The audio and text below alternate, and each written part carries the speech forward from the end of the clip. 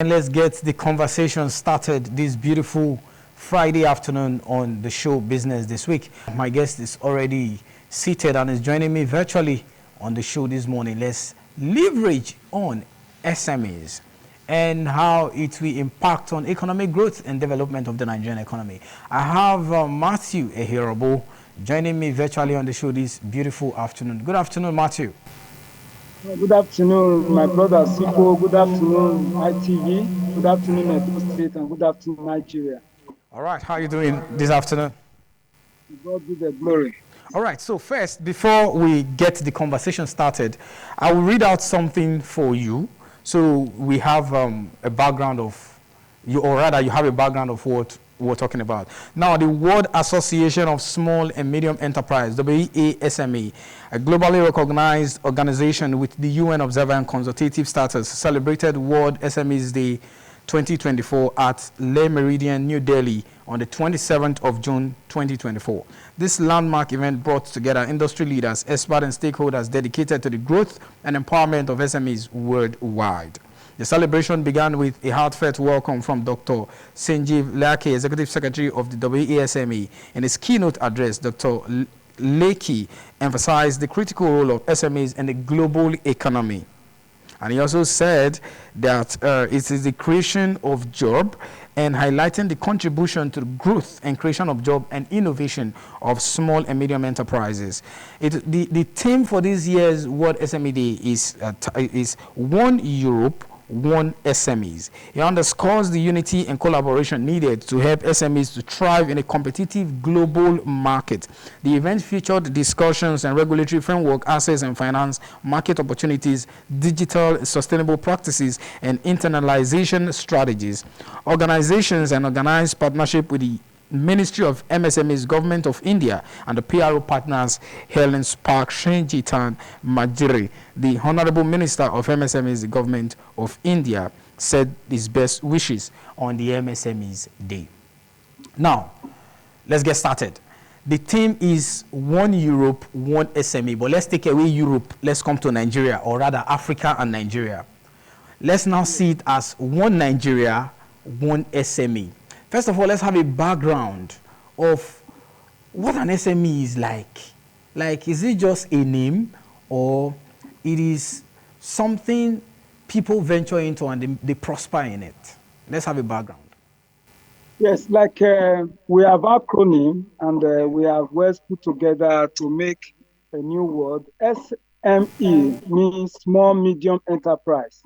And we even break it further to be MSME, that is micro, small, medium enterprise, talking about the entity of a business venture from the micro perspective to the small, to the medium and enterprise. And that talks about ownership of a business. We have sole proprietorship, we have partnership, we have a limited liability and public limited liability. Having said that, it is the brain boss for economic development of any nation.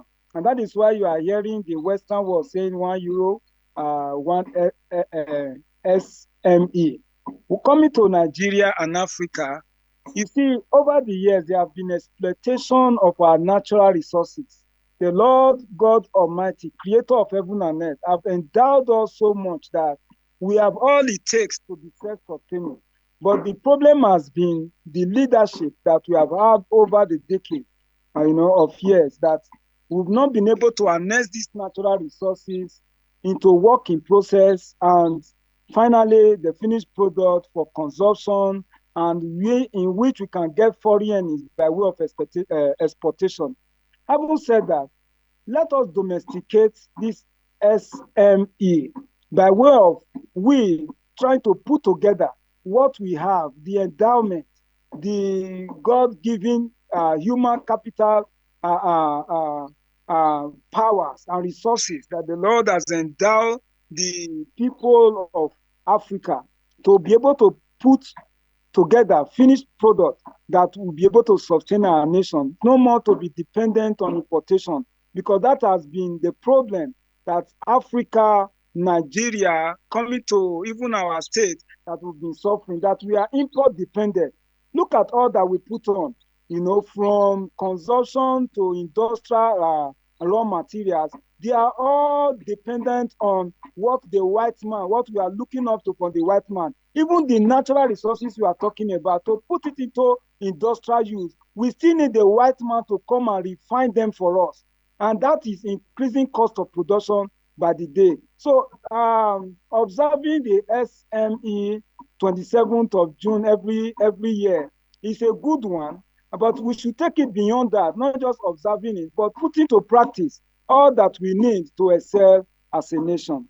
Okay, that ushers me to the next question for you. You said a whole lot at giving a background of SMEs and what it is like in part of this world.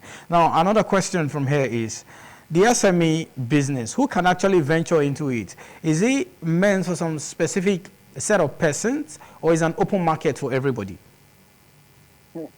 You see, as long as you have five senses, as a human being, you are a human being, whether you are physically challenged or not, the fact that you can reason, you can put a thought together to form an idea and form an identity by way of product. You see, the European, they are talking about €1, one SME, talking about identity. That's portray the issue of identity. What are you known for? Regardless of your background, color, race, and so on. By the time you are able to put your thoughts together, solve a problem, that is your identity. So whether you are a male or female, old or young, fat or thin, the fact that you have cognitive ability to reason, and add value to raw material, that brings out the definition of entrepreneurship, creating value by pulling a unique package of resources together to form a product, subsequently solving a need. That is, somebody coming for that your product in exchange of his hard-hand resources for your sustenance. So everybody can do a small, medium enterprise, regardless of your color or race. But what is particular about Nigeria, or peculiar about Nigeria and Africa, is that we are not producing, as a people. We are consuming, import dependent. And by the time putting factors to production process, there are a lot of constraints, infrastructural constraints, power constraints, environmental constraints. Now, in business, we talk about environmental scanning, looking out for opportunity and threats, that may bring variability in your cost of running. You see, there are a lot of increasing factors, bringing setback to who can do a small and medium enterprise in Nigeria and in Africa. Okay, so how can one go into this small and medium enterprise and be sustainable in it, especially with our current situation right now as a nation? Before you joined, I read out a business news where the president is saying they are injecting 2 trillion naira into the Nigerian economy to boost the economy. So when he talks about boosting the economy, definitely we know that the MSMEs and the SMEs are also part of boosting the economy. So in your own take, how can one actually go into it and be sustainable, especially with the situation we find ourselves right now, where inflation, headline inflation is standing at 33%, food inflation has risen more than 40%. People are finding it very difficult to even have 2 square meals in a day. You see, my brother, like I've explained before now, that we are having leadership problem, you know, for that is bringing about the constraint in running an enterprise in Nigeria and in Africa. But we have been endowed with so much natural resources, even in human capital development. But the problem is putting all these factors together. What are the factors? Land, capital, labor, and the entrepreneur who's going to organize these other three factors together. But there are so much constraint. Access to power your machines to run is a problem. A good road to convey your raw material to where they are going to be processed is a problem. Then look at the blackouts. Like I've said, is a whole lot of constraining factors for one running a business. So, but what I will beg the federal government and the state government is not just all about injecting 2 trillion or capital, so to say. We need the right enabling environment for this capital to be injected into the company to be able to run. Not just bringing money, because by the time you put money, look at now, so much amount of money purchasing a few goods, and people are not able to sustain, even to live up to expectation. When you talk about standard of living, people are wallowing in poverty. People are dying by the day of starvation, of no access to what is needed to drive an enterprise. It's not just all about money. We talk about the enabling environment, the operating premises, which is the land comes in, and the labor, the skilled labor. Who are the people? Now there are some enterprise to be a project to be executed. We still bring expatriates from Philippines. We bring expatriates from even African nations. What is happening to us? The leaders need to wake up, and they don't need to compensate, what we have as a nation for political gain. Because somebody helped you to win an election, then you give him contract that he cannot deliver positively for the public. You see, look at the healthcare system, so much of quackery, look at the telecommunication, even the BDC that BDC and the Nigeria Electricity Regulatory Commission have come to just recently now, after over 200% increase the other time, they've also added to electricity tariff again. So how do they expect SME to thrive? These are a lot of constraints. So what we are looking at, let the government sit down. It's not all about capital. By the time you put this money into the wrong hand, and it's not channeled properly into production process, you see, the same result you have at the end of the day. It's only a fool that will want a change of result in doing what he has been doing over time. So I will beg the federal government to look critically and let them bring experts. We are turning out professors in our universities, turning out intellectuals by the day, but we put these people aside and we go for expatriate, increasing our cost of governance, cost of running the nation, and all of that. This is not helping us. We are talking about petroleum products now. The world is going global. Artificial intelligence, electricity vehicle, and all of that. But we are still depending on petroleum products as a resource to drive our vehicle and all of that. We need to look beyond all of this and look away, diversify. If it is to Matthew, I need to pause you here now. We need to go on a short break for a few minutes. After the break, we'll continue with this conversation just for a few minutes. We'll be right back. Let's go on a short break on the show.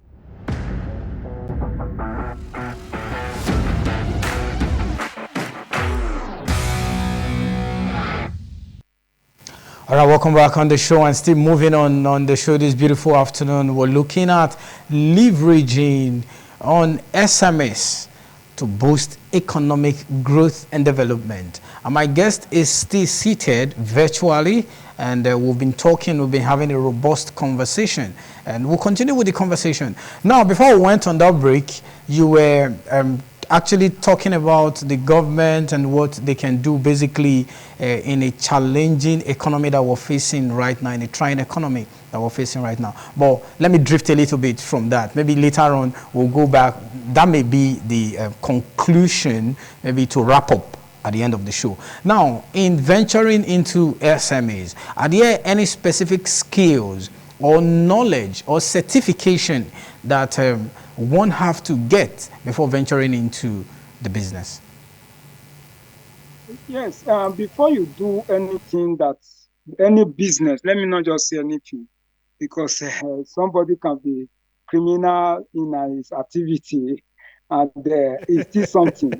That's true. Before you do any business, or when you call an enterprise, you must be registered with the Corporate Affairs Commission, because they are the body, the commission, and the saddle with the registration of an entity, a business entity. Okay. at that. And, having said that, there are other agency of government, that will come in.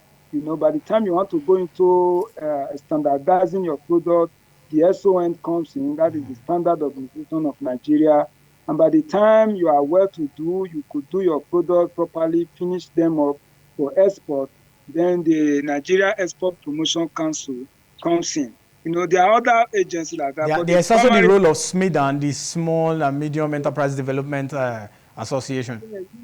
regulatory body Okay. that is directly, in charge Yeah. of the activities of SME, that is small medium enterprise. In fact, it is the development agency. That is why it calls SMEDA, Okay. Small Medium Enterprise Development Agency. So they are the one to regulate the activities and even provide support, technical support, financial support to see that this SME, see the light of the day.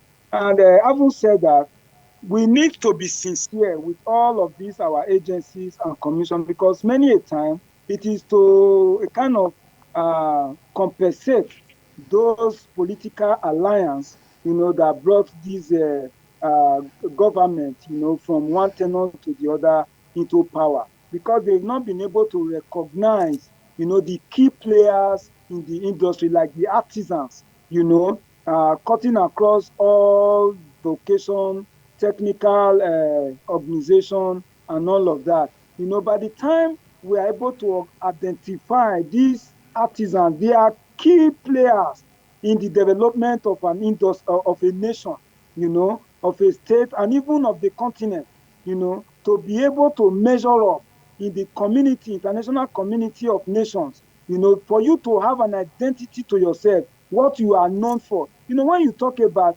leather work, before now, it was one European country. Let me not just mention the name. When you say good shoes, good leather work, we all point to that nation that this is what they are known for. Now, in sport, before now, you talk about Brazil, from kindergarten, from creche, they identify these little ones with the talent, give them the enabling environment for them to thrive. And at the end of the day, they bring honor to the nation. Because by the time you do not identify the artisan, look at Canada, look at Japan. They are the body that are driving the nation for economic development. Because if you cannot produce what you consume as a nation, at the end of the year, I would in accounting, there's what called an accounting year, for you to look at what came in and your expenses. You will see that your budget will be running on deficit. Haven't spent all the expenses, calculated all the cost analysis of the year. You will be dependent on other nations, and that invariably you become a dumping nation, to other nations, that what they could not use, what they could not utilize or put into an accounting year, they come and dump it in your nation, and that will be worsening your balance of payment deficit. So, what the regulatory body should do, they should look at the key players, like the artisan. It's not just enough to believe on paperwork. In your office, you see somebody bring proposal, bring pictures of products that he has made and all of that without physical substance. Those things should be done away with by now, so that we'll be able to identify the key players in all these sectors of the economy, so that by the time we inject funds into them, it's not just enough to throw 2 trillion naira into the economy, and at the end of the day, you cannot even recoup the 2 trillion, how much more the profit that should be made on it. Put your money in the financial institution now. What do they give as interest? You see, that cannot drive the nation. We need to develop, add value to our raw materials, to our natural endowment, convert them into finished product. And at the end of the day, we'll get foreign earnings in all of this. If we do not get this right on time, we will just be, circumnavigating, turning around the point over the years. You look at the nation of Israel, a journey that would have take them, was it not just 40 days? It took them about 40 years or thereabout to get, because they were circumnavigating the compass, the route of their journey. So that is the problem we are having in the country today. We know they've not identified the key players like the artisans in the nation, and that is we begin having this problem over and over. So let's meet down Corporate Affairs Commission, let them give license to those. It's not just about bringing money. You want to register a business. They cannot tell the nature of the business, prove, what they do in the business that is of positive value. They just give them certificate, and at the end of the day, our nation is blacklisted in the international community for it. These Okay. things shouldn't. Yeah. All right. Could there be some kind of driving factors or whatever it is that drives someone into venturing? And not just venturing. To venture is one thing, to continue is another thing, and to remain is something else. So could there be any driving factors that drives entrepreneurs to venture into businesses and continue and remain in it? The driving factor first Yeah. is your zeal, your determination. Okay. What your natural endowment. There's this instinct in you, something you are passionate of doing. Whether there be constraint in your environment of leadership or not, there's this cross-giving passion. In politics they call it political will. Of a leader to do certain thing and bring the value to the table. So of every individual, look at yourself. What are those things you are passionate about? What are you created for? There's this change you are created to make in your generation. So by the time you identify that, it could be in education, it could be in the health sector, it could even be in leadership, it could be in artisanship. Look at those things. What is the problem you are made to correct? You start from there, and having identified that, then you look at the raw materials, the factors you need, to bring that change into a positive tendency occurrence. Having done that, there will be the constraint like we are having now, power constraint, high cost of production, high cost of running an enterprise. All these things will come. Then you begin to find one way or the other to mitigate it, to surmount it, and at the end of the day, you'll be able to make a headway in running an enterprise. But the something is, there is a decline, a decreasing tendency, propensity we are having, that there's so many job loss. Companies are folding up, they are relocating to other nations, because the problem is persisting. There's a tendency, the Bible says, because iniquity shall abound, the love of many, people who were waxing strong, doing well, they will begin wax cold, because it is a natural tendency, a natural occurrence. So the leaders, our leaders, especially the political leaders, and I will also extend this plea to our religious leaders and the traditional leaders, because all these three tri-headed leadership, they work in consonance, in synergy, in driving the affair of the nation. We should be able to put the enabling environment, factors, for businesses to thrive. Otherwise, so that at the end of the day, we will not have a nation that was once called Nigeria. This is my prayer and my plea, that we do the right thing at the right time to save our economy and nation, to run the business. Because you see what is happening by the day. No light, and by the time you want to get here to power your generator, it's at the high cost of purchasing. Even setting up, there's so much constraint, my brother. All I right. pray that God help us to be more resilient, Okay. in driving this nation. In economics, back then, basic economics in secondary school were thought factors of production. And then before you go into production, you look at so many factors before you take that step into going into production. Now, let's look at the location factor. Does location and a place of siting has or have any role to play in terms of building an enterprise? Say you want to build an enterprise, you now have to weigh your options. Where should be the proper place to go. Coupled, we know how security issues is right now in our nation. So does location need to also be a part of the factors to look out for before venturing? I've explained this before now, talking about the land. Yeah, It's one of the factors of factors of production. production. It has so much, yes, it has so much effect, it has on an enterprise. Take a look at the Northeast now, where there's so much insecurity. You agree with me that people find it difficult to go to farm because that particular location or region is bedeviled by insecurity, and that is how it is. A community or a road or an environment that is having maybe erosion problem will also have negative effect on an enterprise. So much factors to be considered. That is why the government can come in. There are some states now, they are having what you call a production hub, even with the one we are trying to do in the state here, and a computer village, and all, you begin to hear all those terms.